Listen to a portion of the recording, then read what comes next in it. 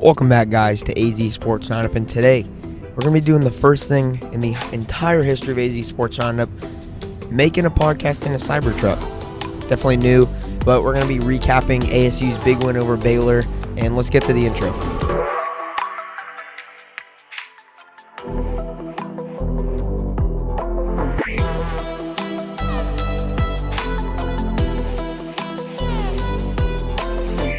Okay, kicking it off, ASU just won 27-24 on a game-winning field goal by Jesus Gomez.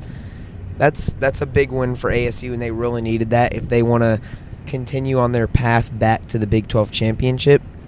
Now, we're just going to break down kind of how, every quarter and what we were feeling all the way to the fourth quarter. So first quarter, I'll go first. First quarter was very slow. It wasn't much scoring. I'm pretty sure. Yeah, by the end of the first quarter, it was 3-3, so it was a very low-scoring game in the first quarter. Not what I was expecting, and I told you guys before the game this was going to be a shootout. But Kenny Dillingham, I saw him in a press conference. He did not want a shootout. He was trying to limit Baylor to 7 to 8 possessions, and he said if they're going to have 12 to 14, they're going to win this game. So what he did was they ran the ball. Not everyone expect them to run, but everyone's they got to lock up Jordan Tyson, and they ran the ball a lot more than what everyone was expecting because they wanted to limit those possessions, and running the ball is going to be a slower just game pace, and that's what they really did. And that's a very smart idea by the whole coaching staff by doing that, and I think that was a major success in them getting the win. Yeah, so this first quarter, the thing that really stands out to me was the first fumble. I didn't say this in the preview, but we need to win the turnover battle, and getting a fumble on the first possession where that first possession, they looked like they could do whatever they wanted on us. They just slant screens, just get chunk plays through the air, and we made a big play. I don't exactly remember who. Do you know who that was? For which big who got the fumble? I want to say it was who? Ghost. Oh yeah, it was Ghost. Yeah. Our intel just told us that it was Ghost Rouser. So yeah, that's a great point. The turnover battle, ASU won that by far. I think Baylor had 3 turnovers. That was huge. And we had 0. I know. Yeah, somehow we still found a way to almost lose the game, but at the end of the day, the turnover battle is one of the biggest keys in the game no matter what, and I think that really helped ASU. Now, on to the second quarter. This was... Let me go to this. On the second quarter, at the end of the half, it was 10-10, so each team scored a touchdown, so still a very slow-paced game. Not what we're expecting, but that's what Kenny Dillingham was wanting and expecting.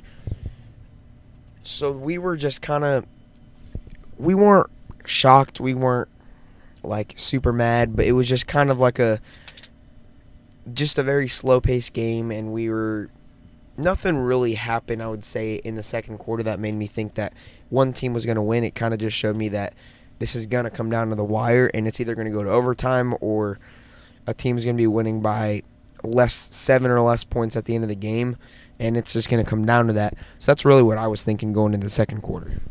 Yeah, so in the second quarter, kind of like what JT said, it was slow. 10-10 at halftime was not the score that I was expecting, but I think what we did in the second quarter, we kind of took control of the game. Whenever we were the first ones to score, and then Baylor always had to answer, and this would carry on to the third and the fourth quarter, we kind of set the tone. We scored the first touchdown. They scored right after, but we got the extra possession.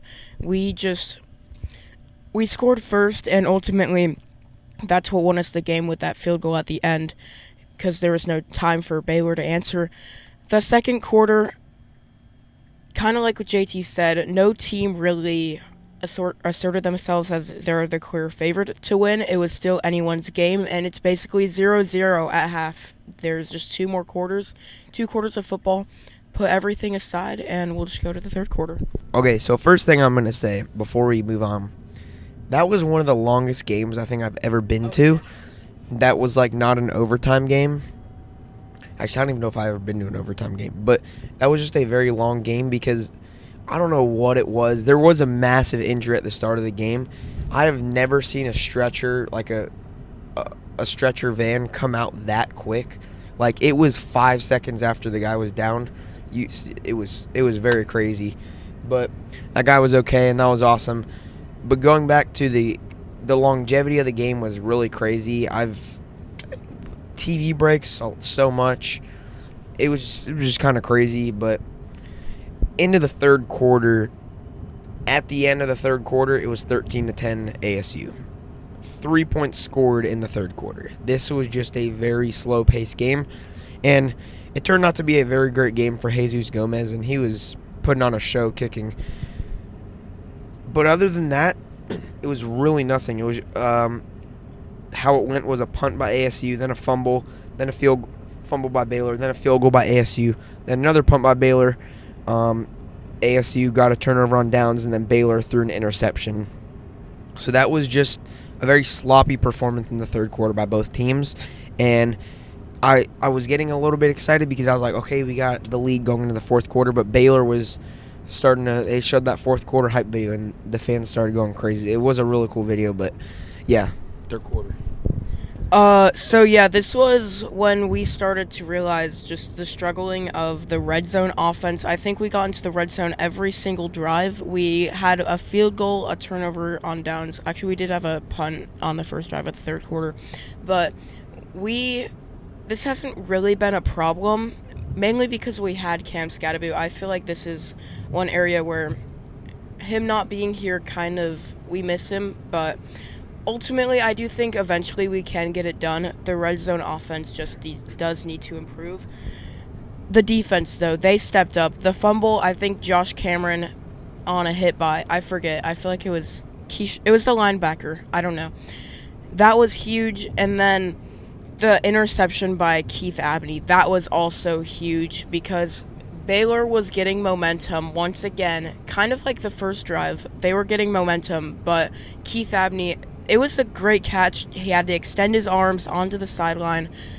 That was a great play, and that ultimately gave ASU the momentum in the fourth quarter.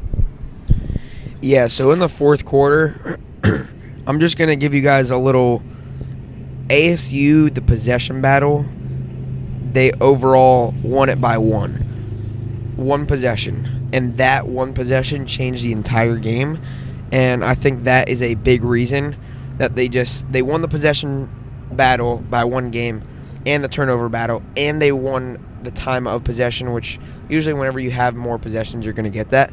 But because they didn't turn over the ball at all, and because they did that more running, Raleek Brown he kept bouncing outside, not running up through the middle, which I didn't know why he was doing that, but maybe to just not get as much yards. But I feel like you want to get yards in football, so I was a little bit confused by that. But ASU got the ball 3 times in the fourth quarter. Baylor only got it twice. That was the one quarter where one team got the ball once more, and that turned out to be huge because they scored a field goal. And by the end of it, it was 27-24. Going into the fourth quarter, it was 13-10 ASU. Then it was 16-10 ASU. Then it was 17-16 Baylor. Then ASU scored a touchdown, got the extra point, 24-17. Baylor scored a late touchdown on a big run, and ultimately it's 24-24 with a minute and 50 seconds left. And ASU, I think the biggest play of that drive was the late hit on Jordan Tyson, because he did not get I want to say it was a catch at the 50-yard line, a very short catch, and then he slid. It was on third down. I don't think he got the first down, but a Baylor defender had a late hit on I'm blanking. Baylor defender had a late hit on Jordan Tyson, and that is what ultimately led, because I think that was 15 yards, and that's a huge momentum changer. And that just kind of set the tone and was like, okay, I think we can actually do this. We just need to center the ball for the field goal. And get as much yards so we can make it an easier kick. And I think it was a 47-yard kick. That's not 43, 43-yard field goal. That's not a gimme, especially in college sports where kickers are still developing and they're not like fully NFL kickers yet, which not a lot go to be. But Jesus Gomez is definitely a great kicker. He has a lot of experience, and that showed in the fourth quarter, and I think that is a huge win for ASU, and we'll get to our kind of reactions and what we think of the game after Quinn does the fourth quarter. Yeah, so this was when the scoring really started to pile on. I'm just going to talk about the last two drives. The Baylor touchdown at the end, our defense played very well up until this point. That was when the defense really had their worst drive. I think CJ Fight had a huge sack. It's 3rd and 22. Brown for 23 yards, and then Michael Trigg had a 33-yard touchdown. That is kind of what I thought might happen in this game. It kind of sucks that it was in the end of the game, and Baylor had a lot of momentum, but I was kind of thinking 2 minutes left. This is one you got to have if you're Sam Levitt, and I was still pretty confident. I knew that Sam Levitt was a good quarterback. He could make good plays, and he did. So on that last drive, we just got chunk plays just going down the field, and eventually we got into field goal range. After I feel like it was 2nd down where we didn't really get anything in the run game, we kind of knew this was going to come down to a game-winning field goal, and ultimately we have a kicker. We don't have to worry about sending the kicking unit out anymore. Jesus Gomez, he might be the most valuable transfer that we got this year. I mean, he's made the most impact out of anyone else we got, so that was great to see. The resilience on this team on that last drive definitely showed, and ultimately, this was a drive where we were like, we don't want to go 2-2. We have to win this one. The players locked in, and they got it done, and this was overall a great win for ASU. Yeah, so definitely a big win for ASU, but whenever I get back from my flight to Kentucky, my mind is on TCU because you gotta have the Dillingham mentality of forgetting whether you win or lose in the last week and immediately just go on to the next opponent. Already wearing all black for the TCU game. I'm very hyped for that game, but overall takeaway on this game was you're gonna win and you're gonna lose, but you really can't criticize. Like you're gonna criticize everything. You're never gonna have a perfect game, and that just shows you that you don't have to be perfect to win big games. And that was a very big win by ASU. Yes, the offense, Ken Dillingham said in the press conference, the offense was struggling, defense backed them up. Then the defense was struggling, then the offense backed them up. Special teams throughout the game wasn't amazing, and then they ended up winning on a game-winning kick. So it all eventually came back to them, and they all got each other's back, and that's a complete team. This is the second game in a row where they've looked like a complete team, winning the turnover battle, winning most possessions and the possession time, and just having, whether your offense or defense is playing bad, the opposite unit being able to step up is huge, and that's what a complete team is, and that's what ASU needs to keep playing like. And if they want to beat TCU this Friday, they're going to have to do that. Yeah, I don't really have a lot else to say. Just ultimately a great win for ASU. This was, I don't want to get into that must win, but this is definitely a win that you really want to have. They wouldn't be out if they lost this game, but they knew that they were in some trouble, and Baylor's in trouble right now. I feel like they could maybe play like the Kansas, where I feel like they were a good team. They just started off slow against good teams. This win could help us in the near future. I don't want to get too down the line, but ASU, they had a great win. Resiliency is my main takeaway. They were the more gutsy team. Winning the turnover battle 3-0 will almost always win if it's that lopsided, and ultimately just a great win for ASU. Yeah, so are you good wrapping it up? Because that was a good podcast in the car. We're about to go to Buc-ee's. I'm definitely hyped for that. That will be in the video. in our Baylor ASU whole thing. We didn't get we got a lot of footage. I think enough. We didn't do we got enough. I think we were just very tired throughout the entire trip. I know I was.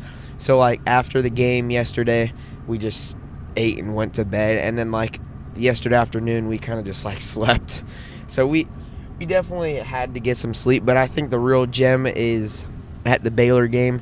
Everything was awesome. We got the whole trip on video pretty much, but this is definitely one of our coolest videos that we've done. So thank you guys for coming along for the journey just on our podcast in Waco, Texas, and you guys will be seeing our vlog type video later. And huge shout out to Malik Brown's family.